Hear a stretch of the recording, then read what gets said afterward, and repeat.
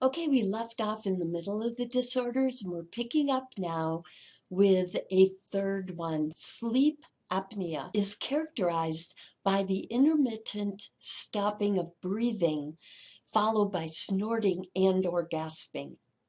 Now, the first person to suspect sleep apnea is not usually the person who has it. Who do you think it is?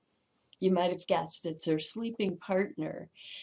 But it really can disturb both persons' quality of sleep by reducing the deep sleep and the REM sleep they get, the most important kinds.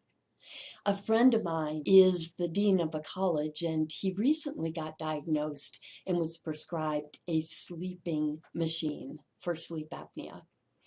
It took him a week to get used to it, but when I Skyped with him yesterday, he claimed that he had gotten the first good night of sleep he has had since 2012. Hey. Now, have you ever gotten kicked by a sleeping person or watched your pet twitch while it was dreaming? What's that all about? The fourth disorder we're going to cover, sleep disorder, is REM behavior disorder. REM behavior disorder can cause injury to the dreamer and others in the environment.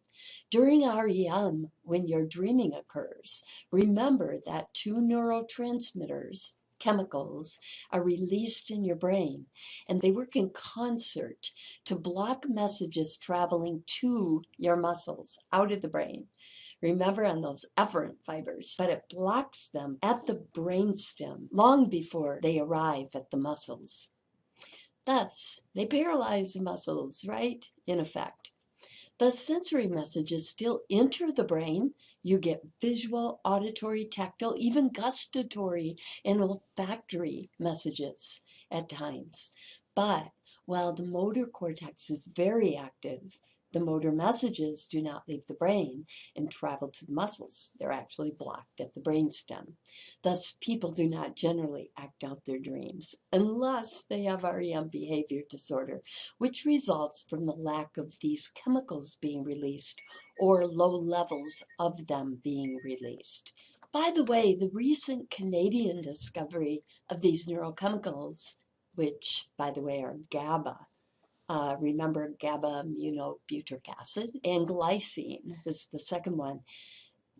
This discovery may also help us to better understand other neurodegenerative diseases, for instance, Parkinson's disease, because 80% of people who have REM behavior disorder later in life develop a neurodegenerative disease such as Parkinson's.